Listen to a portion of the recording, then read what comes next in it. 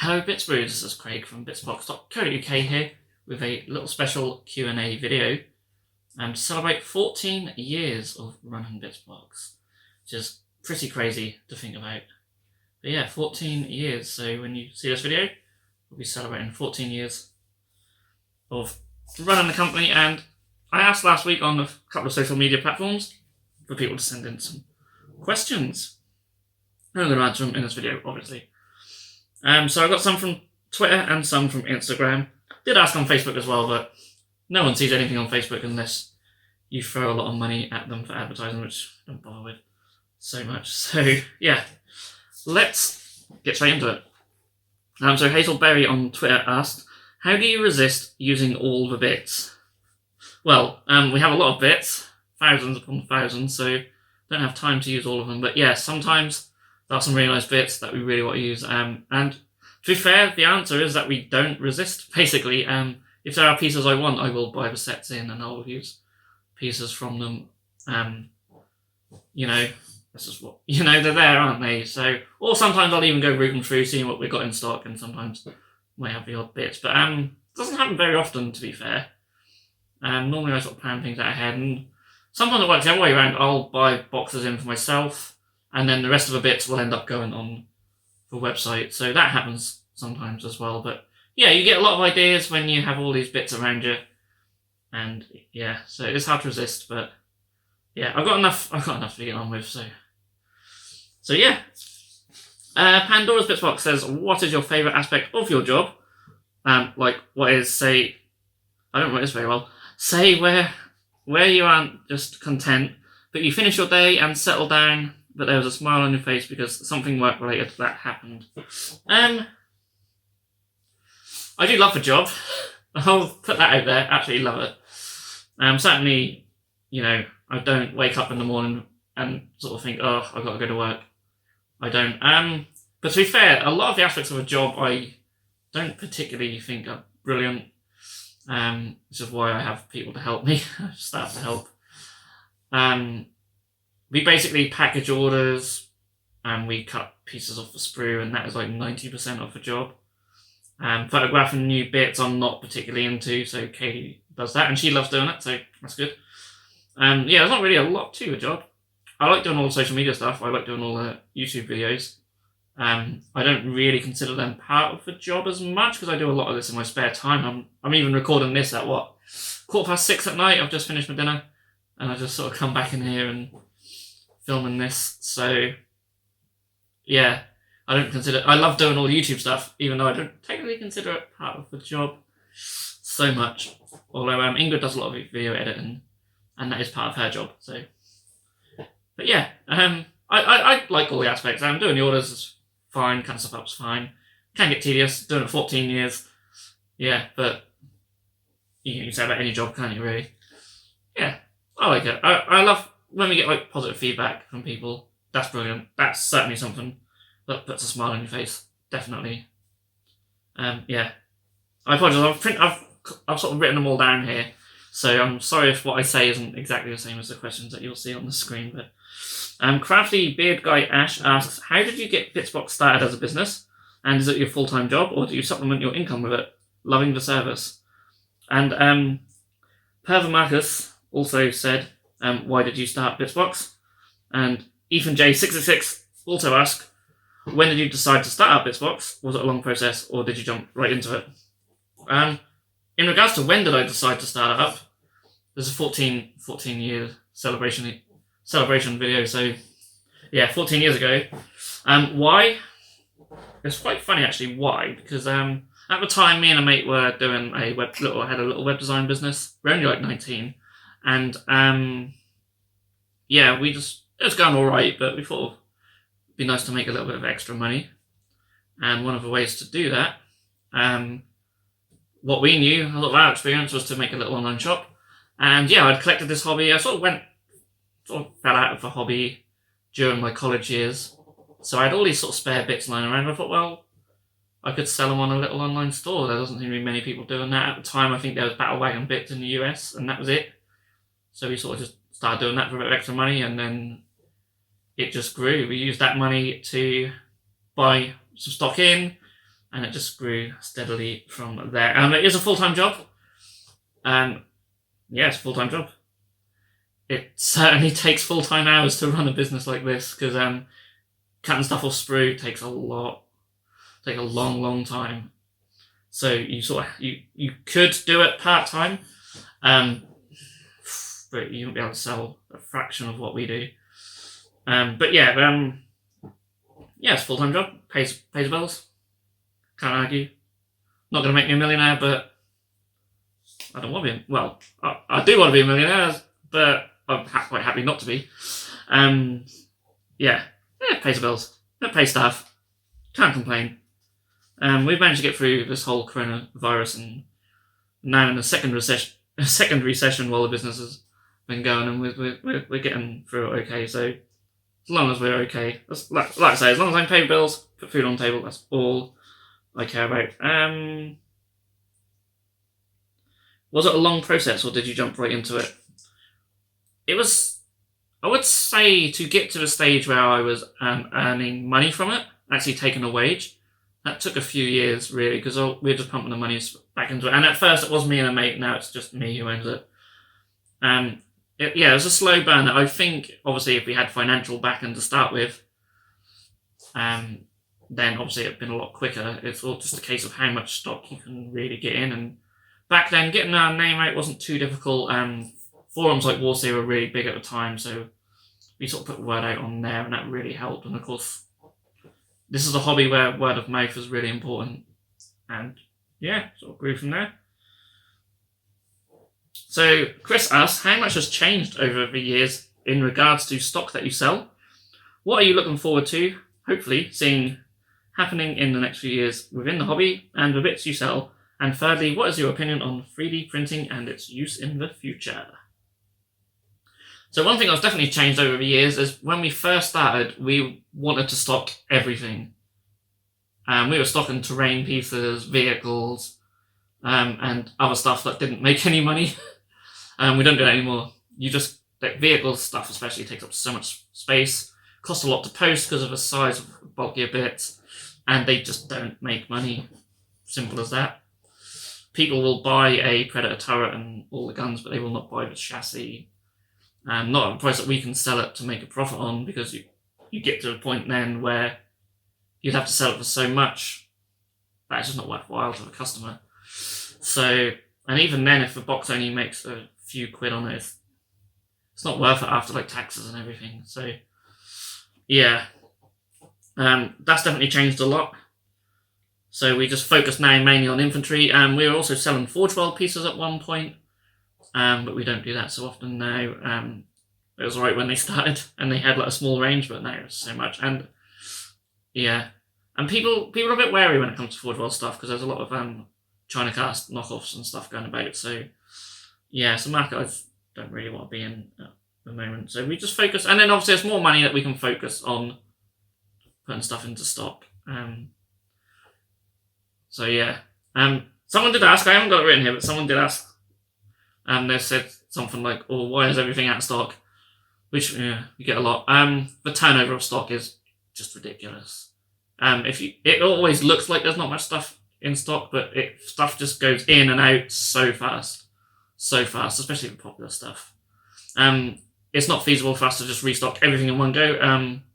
We restock stuff in quantities of 3, so if you imagine every single set that we stock, if you were to buy that in a quantity of 3 each, even if they were even in stock at GW, which they wouldn't all be, you're talking tens of thousands at least. I'd like to work that out, actually.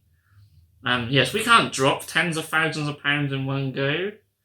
And we do stock about 2 grand's worth of stuff a week. So there's probably even more, it costs more than that. So yeah, and then it's all got to be chopped off for sprues before it goes on the site. So you're talking months of work just to restock everything, and then stuff will just go like that in seconds. So yeah, all the work, the hours and hours of work we put in for stuff to stay on the site for a matter of minutes. Yeah, I mean, people buy it, people buy them. You can't stop people buying them. It's a good way to run a business, to make sales. So yeah, I thought I'd just address that, because I say it's frustrating, and we try to do as much as we can so people can stay updated.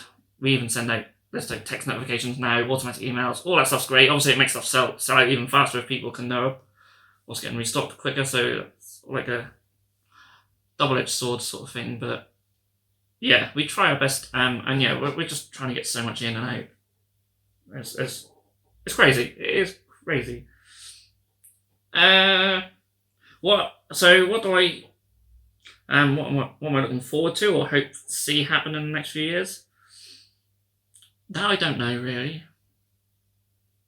I think GW will continue making more advanced kits. I say more advanced. You certainly notice a change in them, and I will address. I think there's a question asking about that later on. Just more awesome stuff. Lots more awesome stuff. More Xenos stuff. That's what I want. I just want to be able to one day stock all the aspect warriors for Eldar and some other cool Xenos stuff. So yeah, I think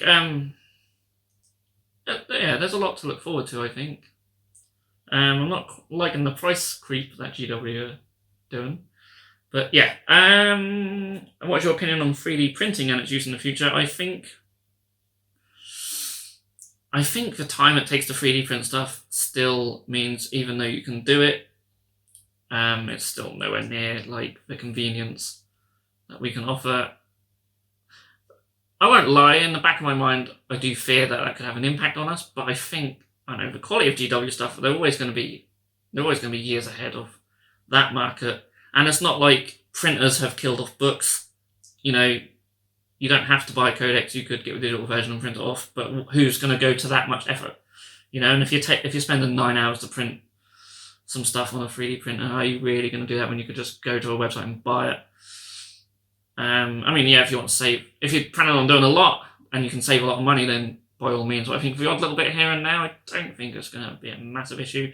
And who knows, if 3D printing really does get really high quality and everyone can afford to do it, and that, we could 3D print our own stuff and sell. So who knows? It's going to be interesting though. Certainly going to be interesting. I plan to do this as long as I can get away with it, so I could be sitting here in 20 years' time and things would be so different. Who knows? Okay, so Ham Slamich, which is a brilliant name. What do you think is the best box for bits to kit bash or convert with? So there's no one, there's no one definitive box for this. I done a video on the top 10 ones for bland Jitsu stuff. This is worth checking out. If I remember, I'll put a link down below. I can't even say there's one definitive thing. If you want to do Space Marines, the Death Watch Kill Team has loads of weapon options, loads of shoulder pads and things like that. It's really cool. Stone Guard Veterans have really nice pieces. It depends what you want to do. Because obviously not everything's so interchangeable with each other. There's some really good stuff in the Old Empire range. If you want more human conversion bits. Flagellants are brilliant. Things like Marauder Horsemen are brilliant for loads of different types of heads. But it really does depend what you want. I wouldn't say there's just one box set which trumps them all, but there are definitely some good ones. Things like Neophyte Hybrids, which I think I mentioned in the Banditsu video, really good. I don't know. There's so many to choose from. So it all depends what you want to do. Kit Basher Magos says, what's your favourite bit? Another question is so hard to think about. I've been thinking about this actually since that question was asked, and I still can't pinpoint one particular piece. I really like the cloaks from the Black Ark Corsairs, and I like the Sanguinary Guard jump pack with the wings on them. They're really cool. One particular piece is hard. I really like the swords from the Bladecast Revenants for the Nighthaunt. They're awesome. I've used one for one of my great swords recently. And for my Free Guild General guy. I don't know. Hard to say one particular piece. Because again, we have about 10,000, I think up to about 10,000, 11,000 different pieces just on the website alone. And that doesn't include other bits that GW do. So yeah, how do you pick one out of that many? All depends again on the army. Like, there's some really nice bits in the Chaos Terminator box. Really nice weapons there. Again, Sternguard have some really nice pieces. I really like the Relic Blade from the Vanguard Veterans. That's really awesome. Really nice sword. Yeah. Also, I've been thinking about it, and it's very tough. Actually, I do really like as well the Taraxi Sky Stalkers. Their jump pack. That's really, really awesome. I'm going to use some on some Space Marines for sure. Really like them. Yeah. Matt.fw Thomas says, what's your favourite change to the hobby you've seen over the past decade and a half? The explosion of YouTube content, definitely. Remember a time when there wasn't a lot. And then sort of mini wargaming came along and really sort of led the way with that. And now you have some absolutely incredible painters on there. There's so many better channels than ours. Definitely, there's some incredible guys. I'm not going to name check any because if you found us, you've probably found all them. So, yeah. Just that definitely has really helped. I wish all that stuff was around when I was first learning, because I'll probably be a far better painter than I am now. But yeah, that definitely, and also just GW being more social online finally. Been brilliant. Warhammer community websites, brilliant. All the stuff that they put out, their Twitch streams, their YouTube content. So much better. They feel like a company you can deal with now. And when we first started, they just felt very draconian and just like a company that you didn't really want to deal with. They just felt like they were, I don't know, yeah, not friendly. Like, obviously, if you go to a local GW store, they were brilliant, but like for higher echelons, you just felt, yeah, not so much. But yeah, they've changed a lot now for the better, and they've made their own celebrities within their ranks as well. That's just brilliant, and all the content they put out is fantastic. Where are we up to? We are up to Paint Part Scott, or was it Paint Party Scott? I might have mistyped that wrong. Thanks for being awesome. Thank you. Any rare bits you wouldn't sell or just hoard because they are awesome? This kind of goes back to like sort of favourite bit. We wouldn't hoard anything. There's no way we'd stock a set and think, right, we're never selling this piece because it's too good. Like, no way. Like, we might, like I say, from your first question, I might nab the odd bit here and there before they go on the site and use for my own conversions, but we wouldn't just like not sell anything because it's awesome. I mean, it's more of the opposite. If there's a really awesome piece, we want to sell it, as long as it's not in a set which just, like a vehicle or a larger kit. They're really difficult to shift. So, but no, certainly wouldn't sell. Certainly wouldn't decide not to sell anything or hoard anything. That must be unfair on you guys. Robotic Emu YT says favourite mini.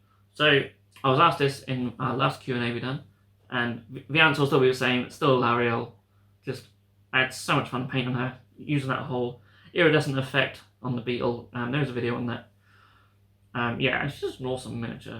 I'm a big fan of the larger miniatures, so all the Greater Demons, things like that, Nagash, Archaon, all the large miniatures, anything that's a dragon. I have picked up the massive corn dragon from Forge World, but I have promised myself to get other projects done before I touch that, so looking forward to that. That could be my new favourite mini once I've built and painted it. But in terms of GW, yeah, definitely L'Ariel. Ravens of Death 89 says, congrats on 14 years of Bitzbox. Thank you. What's your favourite army you've painted and played with? And also, Ethan J666 has asked, what's your favourite army / Legion chapter? Are you Imperium or Runius Powers? My favourite army will always be Chaos Space Marines, I think. They were my first proper army, so I think everyone's first proper army is normally their favourite. Not always, but usually the case. Really love them, really love the Death Guard, and I know Ravens of Death collects Death Guard, so I'm not just saying that for his sake, but I love Death Guard. Love Nurgle and Khorne especially, my two favourite Chaos Gods. Do some World Eaters. I really hope we get a World Eaters Codex at some point. Yeah, I probably prefer playing as the Death Guard. I like the high toughness, hard to kill sort of aspect of them. And there's a couple more questions from Ethan J666. Yeah, we said what's his favourite Army Legion chapter, so probably Death Guard. And yeah, he did ask about the Imperial Morunius powers, probably both. I love my Imperial Fists. And I love the Crimson Fists I've done in the past as well. But I also just a big Chaos guy. Yeah, but Ethan has also asked, how long have you been in the Warhammer scene? And do you prefer Age of Sigmar or 40k, and why? So, I was only 10 when I started, so quick maths, back the end of 1997, or beginning of 1998. My first set was the Warhammer Fantasy Starter set with the Bretonnians and Lizardmen.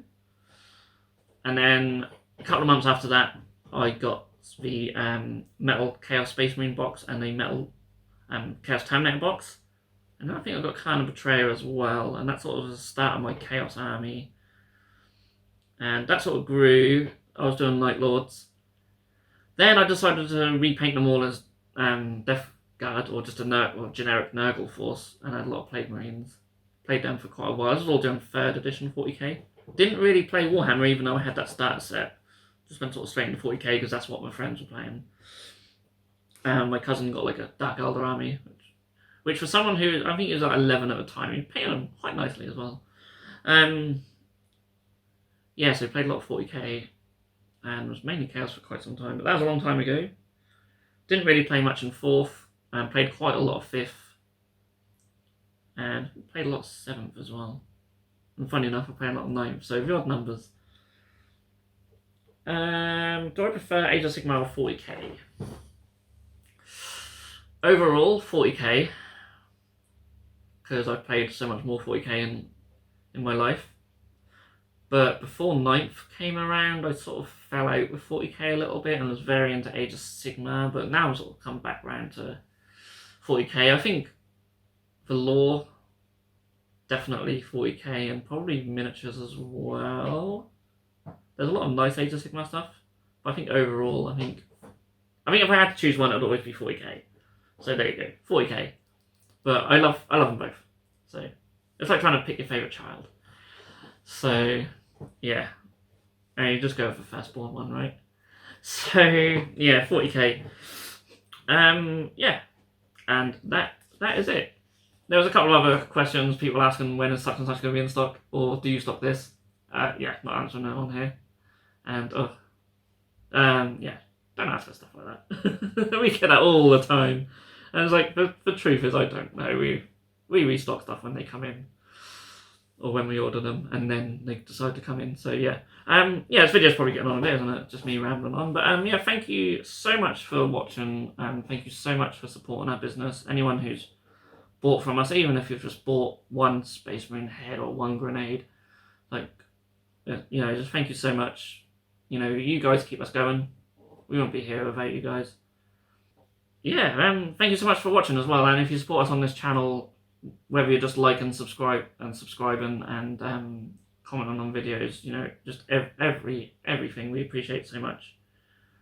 And yeah, this little channel's been growing, the business has been growing, and the whole hobby in general is bigger than I think it's ever been. It's amazing.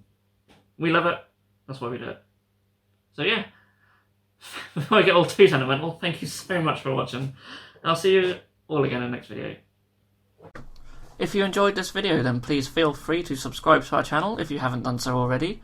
You can also click that bell icon to be notified when a new video has gone live on this channel. On the screen now are 2 more videos that you may wish to check out, and a link to our Patreon page also. Thank you so much for watching, and we'll see you again soon.